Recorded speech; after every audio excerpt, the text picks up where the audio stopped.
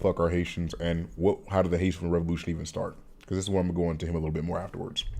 So Haitians essentially are descendants of slaves from the Yoruba tribes and the Akon tribes in West Africa, or essentially modern day Nigeria and Congo, right? Beautiful people. They speak French because you guessed they were colonized by the French at the time. The island that they were colonized on is called Saint Domingue. At the time, it was divided. Saint Domingue and the other half was controlled by the Spaniards. The reason why we call it Haiti and no longer Saint Domingue is because Haiti was the name of the actual air territory by the initial Native Americans that were there prior to Haitians being there. Haiti at its time actually had one of the richest productions of sugarcane and coffee in the world. 60% at a certain point of time, like right when the slave rebellion that freed Haiti started, 60% of the coffee in the world, at least in the modern world, as white people call it, was generated and grown in Haiti. 40% of the sugar cane that went to the United States and to France, I want to say more than France, came from Haiti. Like it was a genuinely prosperous country and a genuinely prosperous land for control by the French. Where they fucked up at was they sent too many slaves. Kind of like the same thing that happened in Jamaica. They sent so many African slaves there over the years, that there was a severe gap in the ratio in between blacks there and whites there. So by the time you get to the Haitian Revolution, which was in 1791, I just want to also add that was not the first revolution or attempt for revolution in Haiti. There was one named Francois Macandel, who I'm going to say 80 to 90 years prior to that had to try the revolution, he tried to revolt. Shit didn't go his way. He got hung, burned at the stake, and et cetera, et cetera. But even from that, when you had the first actual genuine slave revolt that took place on the island, a lot of the reason why it was so successful is because there was just so many slaves. The initial revolt started in the northern province of the island, right? Within a year or two, they had already taken over 1/3 of the actual island. Dead homies, like it was crazy. And to go back to Jean-Jacques Dessalines, you gotta remember this is slavery times. There was a lot of animosity there, a lot of hate in between the black population and the white population, a lot of hate in between the black population and the free mulatto people. There are people there who, mulattoes are people who were mixed with French or mixed with French and black.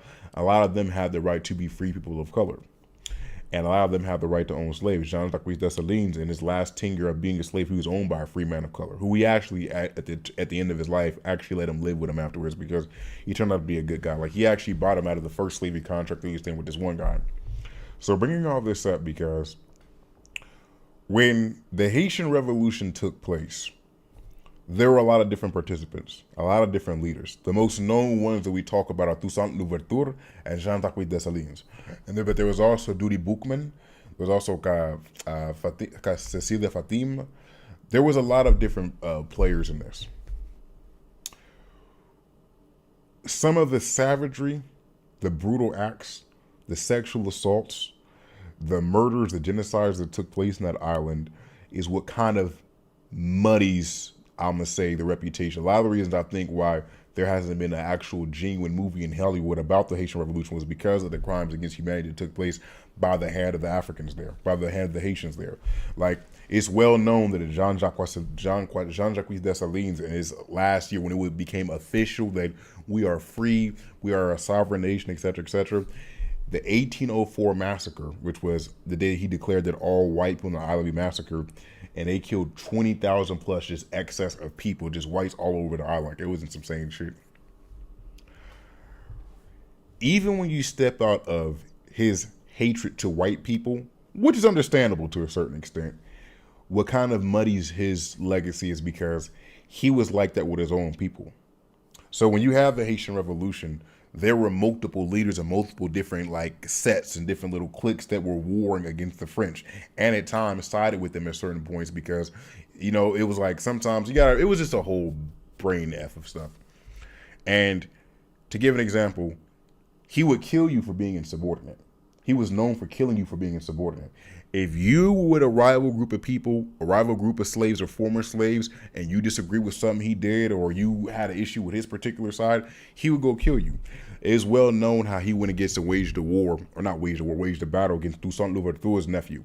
And by the way, and I'm not doing this much about Toussaint Louverture, but I have to bring him up in respect to him because Toussaint Louverture is well known as more of the more moderate thinking, the more sane of all the leaders of the Haitian Revolution.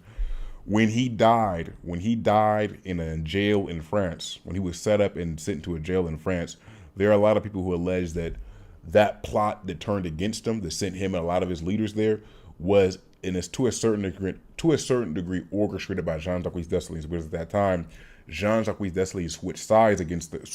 Initially, he was fighting against the French.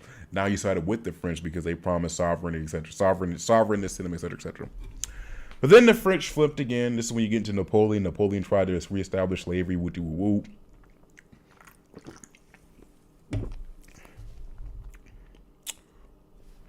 To not make it too long of a video, the end result was that Jean-Jacques Dessalines ended up securing the sovereignness of Haiti as his own nation.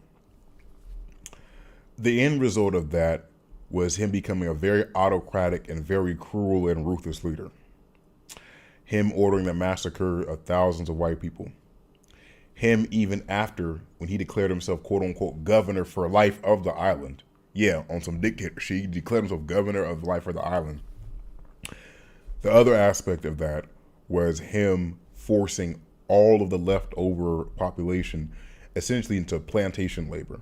He demanded every black work in either plantation labor or work as a soldier to defend his country. And to a certain extent, I can understand that argument because they're still trying to recover. But they said that allegedly, a lot of the circumstances, or I'm going to say regulations that he put, made them feel like they were almost in slavery again. Which might have led to why his ass got killed and assassinated. He got turned on. Coup d'etat. They assassinated him. There are multiple different accounts of how he got assassinated. Some say he got killed in his house. Some say he got killed in his uncle's house. Some say he got hit in getting the head with a rock. But it is kind of sad because even at the end of his death, who took over after him, that lack of instability in that grace period in between him, I want to say Christophe and Pétion, who took over after him, that was an issue even up until the 2000s now. Haiti has always had a very big problem with corruption. It is sad because if you look at how the country began, you see the root of that cause. You see the root of that. The story of Jean-Jacques Dessalines fascinates me because he led multiple battles and multiple victories in the Haitian Revolution, was seen as a soldier, seen as a national hero now. At the time of his death, he was seen as an evil man. It was crazy because of how he treated his people. It's kind of one of those situations where I wonder, is he a hero? Is he a hero or is he a villain? Because motherfucker's crazy now. He killed a lot of goddamn people. Now, I'm going to tell you, Johnny, he was crazy, but it's an interesting case study. We're going to do more videos like this, about people who are controversial figures in the fight for human rights, in the fight against the violation of human rights, in the fight for slavery, fight against slavery. So thank you for listening to me. Much love.